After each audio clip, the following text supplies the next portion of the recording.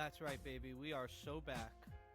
Welcome to Technical Knockout, the MMA Podcast. I'm your host, as always, Hussein. And today we're going to be talking about UFC Apex Serbia edition. We're going to Serbia. They gave them nothing. They gave them less than nothing.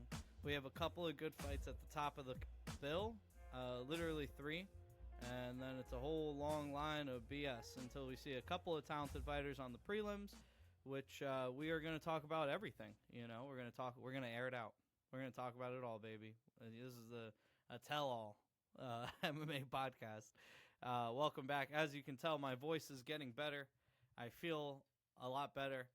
I was going through some stuff. I was in Minnesota, and the air quality was really bad, and it did a number on my lungs and vocal cords. But we're back, baby. We're so back. And, last week we had Ankalaev versus Guskov. We went 5-0 on the picks. One of the fights fell out, so it was a 6-pick fight card, but one of the fights did not happen. But yeah, we nailed it, 5-0. We're on a good run right now. We have a couple wins in the last few weeks. And yeah, I mean, honestly, not much to report on last week's event. Ankalaev fought one of the most boring fights I've ever seen, and that is without exaggeration. I mean, it was a Magomed Ankalaev fight. What can you expect? But boy, was it hard to watch. And Mark Goddard seemed to stop the fight just out of sheer boredom and out of mercy for the crowd, to not subject them to this quote-unquote fight any longer. So good on Goddard. And Bogdan Guskov did a whole lot of nothing. Come in, do nothing, make weight, go home. Thank you, Bogdan Guskov. Ramazan Temirov knocked out Steve Erceg. Looked like a really bad matchup for him. I'm starting to think that Erceg is not going to have the career that we expected from him after his amazing title fight with Pantoja. It's unfortunate. Wild Chonko fought, and he looked great. It was a very fun fight, back and forth fight there. Rizvan Kunaev looked good against Tyrell Fortune. Walter Walker did it again, this time with a calf slicer. I'd love it. Easy. Plus 350 on the first round submission. Are you kidding me? Easiest plus 350 I ever made in my life. Axel Sola beat up Ismail Bonfim, who had absolutely no plan in there. Sam Patterson got it done against Santiago Ponzinibbio. This guy, Mohamed Saidov, looked really good against Dustin Jacoby. Very interesting fighter. So I'll definitely be looking out for him in the future. Nurullo Aliyev did everything he could to avoid a fight against Mike Davis. Magomed Tukalov went the distance with Brenson Ribeiro. Are you kidding me? That's disgusting. It's an insufferable outcome there. And Abdul Hussein, my namesake, beat Cody Gibson with an arm triangle in a very comprehensive performance there. So that was Abu Dhabi. We have, pretty much 3 Apex fight cards in a row here, considering that they were in Abu Dhabi with a little bit better than an Apex card, and now we're in Serbia with a little bit better than an Apex card, and next week we're actually in the Apex. So, I mean, tough stretch for UFC fans. It is what it is. I'm working on some other stuff to keep us entertained, and the other MMA creators in the space, I'm sure, are doing the same. But without further ado, let's get into UFC Serbia Apex edition, UFC Apex Serbia edition, I should say. In the main event, we have a Uros Medic main event, and he's fighting Dan Rodriguez. Can you believe that Dan Rodriguez is in a main event in 2026? I mean, you better believe it. We're going to Serbia, and Uros Medic has to slime somebody out in Serbia, so we got Dan Rodriguez there. D-Rod coming off of a prison sentence that he had in Mexico, where he was in prison over there after beating Kevin Holland. And he's on a pretty decent win streak, although it is against old men and Kevin Holland. Still a pretty good win streak for him here, and he fights Uros Medic, who is going to try to knock him out in the first 90 seconds of the fight. This is what he does. Look at his record, There's only been 3 times that he's beat somebody after that 90-second mark, and they were Matthew Semmelsberger, who was on a 4-fight losing streak, Omar Morales, who was on a 3-fight losing streak, and some guy on the regional circuit. So this is a killer-be-killed fighter in Uros Medic. Don't have it mistaken. That is what he does. He comes out here hot. He's going to try to take Dan Rodriguez's head off early. Dan Rodriguez has been finished in the first round before, so it's a possible outcome. However, if Medic cannot get Rodriguez out of there early, Rodriguez was probably going to beat him up. Medic is somebody who is very good at being the hammer, not so good at being the nail. I like to think of him as the welterweight white Serbian Terrence McKinney. It's a very apt comparison.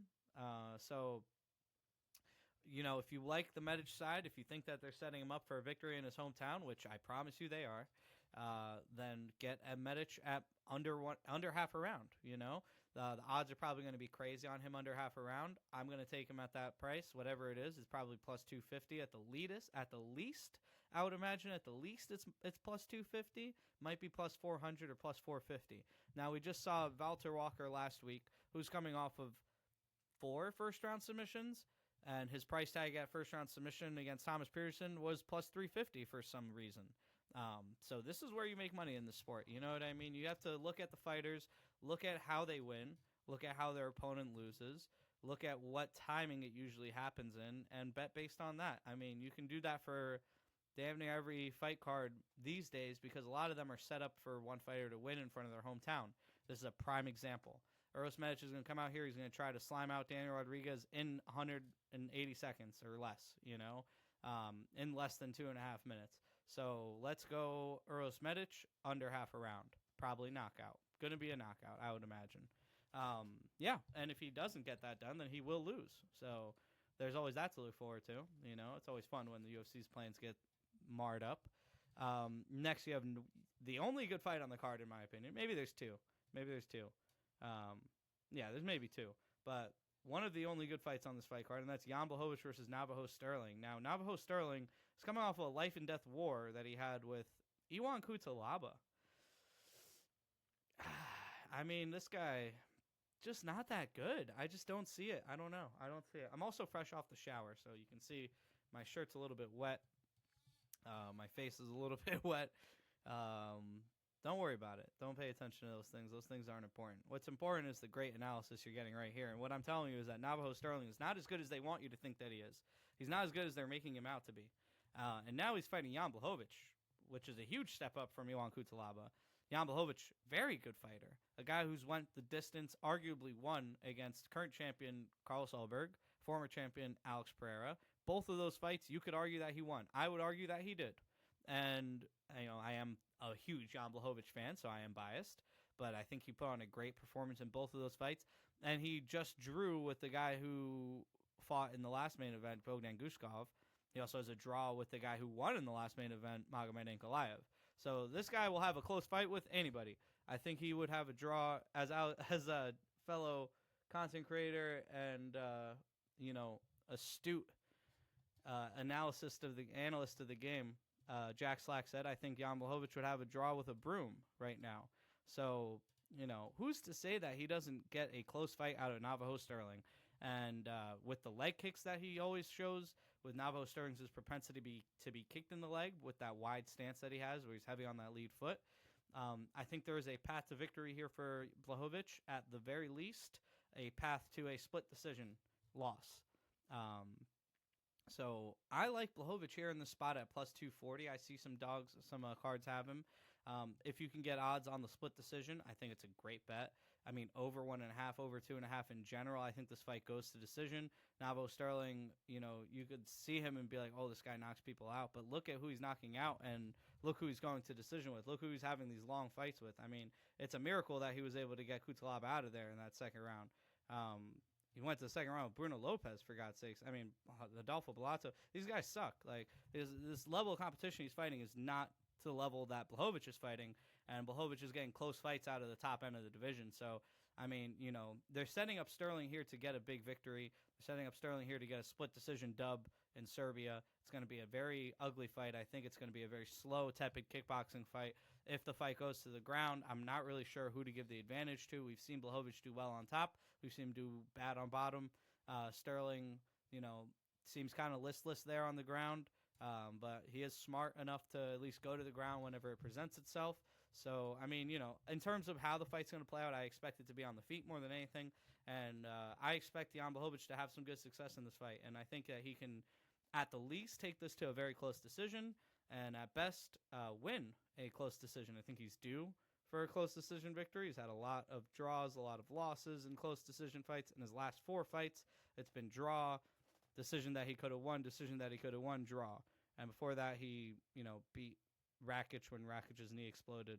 And then before that, he was the champion. He lost against Glover. So, I mean, this guy's right there at the top of the division. I love Jan Blachowicz. I'm a huge fan. I have a piece coming out on the Patreon right now about his switch kick, about his 1-2 switch kick. I did a signature move series on my shorts tab. The signature move series started with the Jan Blachowicz special, the Blachowicz Blitz, I like to call it, and I'm hoping I'll see it this weekend. So obviously I have a lot of biases coming into this fight, but I love Blachowicz, and I think he can at least take this fight to decision. So, at worst, decision, over 2.5, whatever, fight to go the distance. At best, Blachowicz victory at plus 240 sounds incredible to me. And I'm sure the decision odds are like plus 300. So, that's the racket that I'm going in this direction for this fight. And I suggest you follow suit. So, yeah, that's a pretty fun fight. Winner is going to put themselves right at the top of the division. Blachowicz is already there, but, a win over Blachowicz for Sterling gets him a lot of credibility in this division. A win over Sterling for Blachowicz gets him back in the good graces. It's been 4 fights since he's gotten his hand raised. 2 split decisions that could have went his way, and then 2 draws. So, tough round for Blachowicz, and I think he pulls out of it in this weekend. Let's go. Next, you got Alexander Rakic making his heavyweight debut against Marcin Tybura. This is a very interesting one.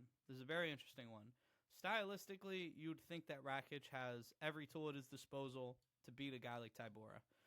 Rakic is quick. He's big. He hits pretty hard. He has good kickboxing. He stays at the range. The things that have been troubling him throughout his career at light heavyweight is his chin, his durability, and his focus. So, he's on a 4-fight losing streak here. He draws Marcin Tybura, who is on a 2-fight losing streak, who, I still think has a lot of gas in the tank. But, this is heavyweight, and he's pretty old. But Tybura has a very, how do I put this? A very consistent style. A style that's very consistent against a lot of heavyweights. He can drown people in the clinch and the grappling game. His wrestling is pretty solid. His top game when he gets on top is pretty solid as well. Submissions aren't bad. He's only been submitted once that I can remember, and that was against Sergey Spivak when he caught him with that armbar. Yeah, that was his only submission loss. So, this is really going to be, can Rakic stop the grappling threat of Marcin Tybura? If Tybura can get on top in this fight, I think it's his fight to win, or his fight to lose, I should say. If this stays on the feet, I would expect Rakic to get a lot of good work done, popping, moving. We just saw Robert Whittaker, who was struggling at middleweight, go up to light heavyweight and have success against a slower, plotting grappler in Nikita Krylov. Rakic is probably inspired by that kind of victory and is going to look to do something similar here. I think if Rakic stays on his bike, he can certainly outmaneuver Tybura, who's never been that slick. But, if Tybura can pin him down, so to speak, and take this fight to the cage, take this fight to the ground, I think Tybura has better cardio than Rakic, which is crazy to say. But, I've seen him pull out things in the 3rd round, whereas Rakic kind of tends to start hot and then slow down. So, yeah, I think this is a good fight for both guys at this stage of their career. I like this matchup. I'm a big fan of it. I would like to see Tybura get a dub here, but I know that it's better for the company. It's better for the division if Rakic can come in here and make a statement at heavyweight. Heavyweight is wide open, as we've talked about many times, and Rakic could be a good addition to that heavyweight roster if he can get it done here this weekend. If he can't, might be time to hang him up, buddy. You know what I mean? Especially fighting in Serbia. I believe Rakic is Serbian. He's Austrian, actually, but, they're all right next to each other. All those countries are rooting for each other. You know what I mean? Austria, Serbia, Croatia. They're all friends. I think Rakic might be half Serbian. Yeah, he is Serbian. Okay. He's born in Austria. I understand. His last name, Rakic. If it ends in like a ch with a C with a little thing on it, it's a good chance they're Serbian or Croatian. Anyway, yes. So Rakic is going to try to stay this fight on the feet. Going to try to keep the distance, use those kicks against Tybura. Tybura is going to try to catch those kicks, get a single leg takedown, which he's really good at, and get on top and wear down the gas tank, wear down the durability, and make Rakic think long and hard about fighting here at heavyweight. I wish I could say that Rakic could knock out Tybura, but it's been a while since we've seen him knock out anybody, and Tybura is pretty tough at heavyweight. I think, he got knocked out by Kuniev, was it? Or that other guy, Ante Delija. Yeah, but, Delija was somebody who has really good boxing, and I just don't see that from Rakic. I think he has explosive striking, but I wouldn't say he's a very slick striker. So yeah, I mean, I like this fight for both sides. I hope Chabur can get it done. Might be worth taking a stab here at a Polish party with Blachowicz and Tybor. Now you're going to need a lot of luck on your side for those two to get it done, but I think it's very possible that both do get it done. So let's go for that. Next, you got Dusko Todorovic versus Robert Valentin, and wow, what a drop off in quality between these two fights. I mean, it's not like Rakic and Tybor are world beaters, but Todorovic and Valentin are really scraping the bottom of the barrel of the UFC middleweight division, and that's saying something. Dusko Todorovic, life and death with every fighter. You know, he hits hard, he gets hit hard, and he can't take the shot. On the ground, he's actually pretty competent. Robert Valentin hits hard and is really, really, really bad on the ground. So bad, so very bad on the ground. He's coming off of his first UFC victory, and I was rooting for him in that fight because it seemed like he had nothing going for him for a long time there. He's coming off his first UFC victory, and it was a submission in the first round against this guy, Julian LeBlanc, who is really bad. Now, here's the thing. I was a fan of Robert Valentin when I saw him on Tough. I liked his style. I liked his charisma. I liked his energy in the cage. And then I saw his Instagram, and I said, wow, there's a reason that I don't I try to separate the art from the artist in this game a lot because this guy is batshit insane. He's posting stuff about Christian nationalism, about white values, and he seems a little bit like a racist to me. And for that reason, I have to go with my boy Dusko Todorovic here. And Todorovic has a path to victory in this fight. If he can take down Robert Valentin, he should be able to beat him up. Here's the problem, though, is that both of these guys have no cardio whatsoever. Todorovic frequently will lose after the 1.5 round mark. There's only one time I can really remember him even going the distance, and I think it was against Zachary Reese, who also has bad cardio. Yeah, and they were both kind of deciding, hey, let's take this easy. You know what I mean? So for Todorovic, kind of a killer be killed fighter. Valentin as well, but very much susceptible to being laid and preyed on. And I think Todorovic is going to go that route here. I think he'd be dumb not to. And although he fights pretty dumb, he doesn't strike me as a dumb guy. I think it's more like he gets caught up in the momentum of the fight and tends to gas out, and that's when he makes mistakes, makes bad decisions. But he generally goes in there with a pretty decent game plan.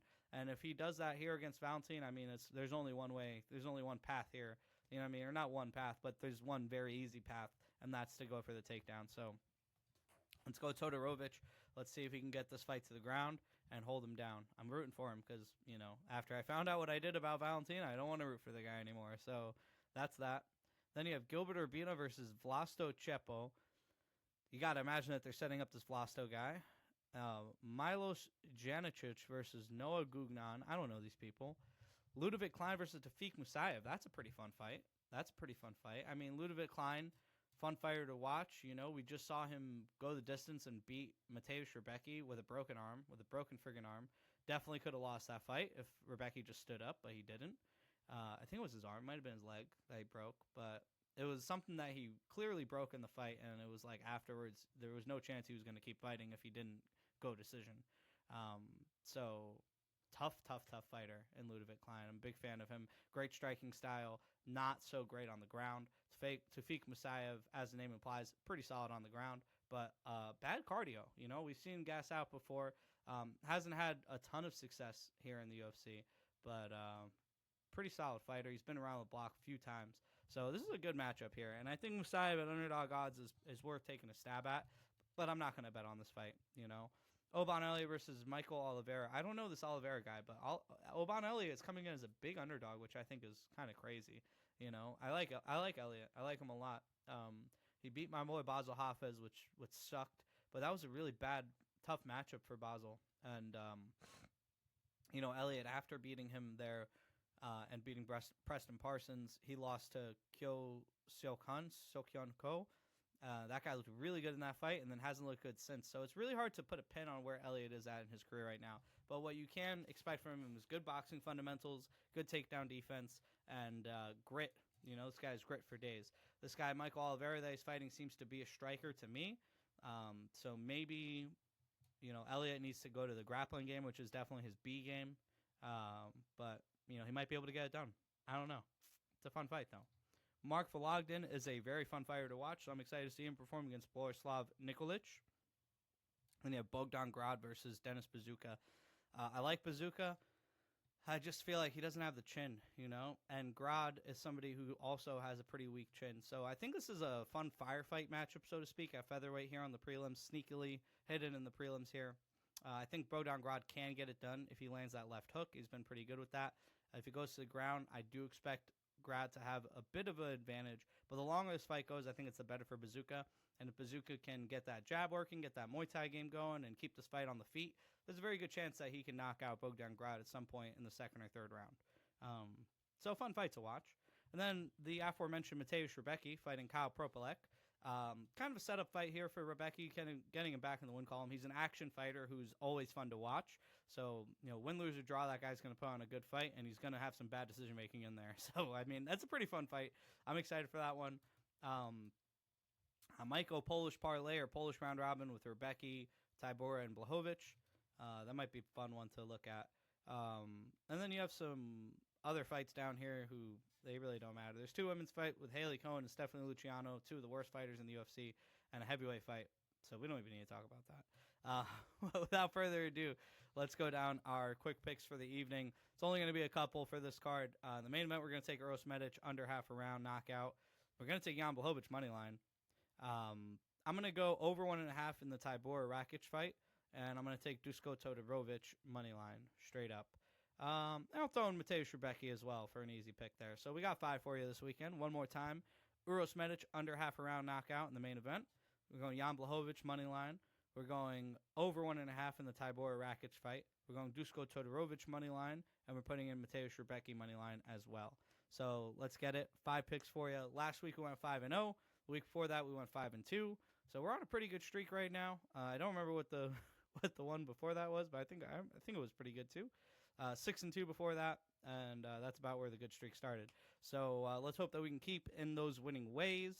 Please, please, please check out the Patreon. It's up. We're putting more content on there over and over. I'm going to keep putting stuff out for y'all. I love you guys, and I appreciate the support. I appreciate the love.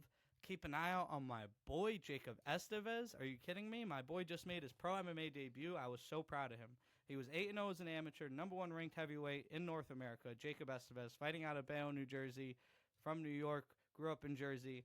Great guy, great fighter, great rapper. Spits bars after the fight every time. I love it. It's a great gimmick. It's a great bit. And in that fight, he looked awesome. He's fighting this Georgian dude who was undefeated as an amateur, and most of his fights he knocked out the other guy in 2 minutes. Only one fight he had went to the second round. He knocked that guy out in the first 2 minutes of the second round. So my boy Jacob Estevez cooked him with the jab, with the pressure, with the pace, with the cardio. Keep an eye out on this guy, man. I think in a couple of years you're going to see Jacob Estevez fighting in the Contender Series and subsequently fighting in the UFC. So let's go. Shout out my boy Jacob Estevez. Check out my interview with him. I got another one coming soon. I'm sure we're going to line it up soon. And enjoy the fights this weekend in Serbia. Hopefully we come out of this the other end, and it turns out to be a pretty good fight card. I'm not going to hold my breath, though. I love you guys. Thank you so much, and have a great day. Peace out. Also, my voice is back. We're so back, baby. Peace out.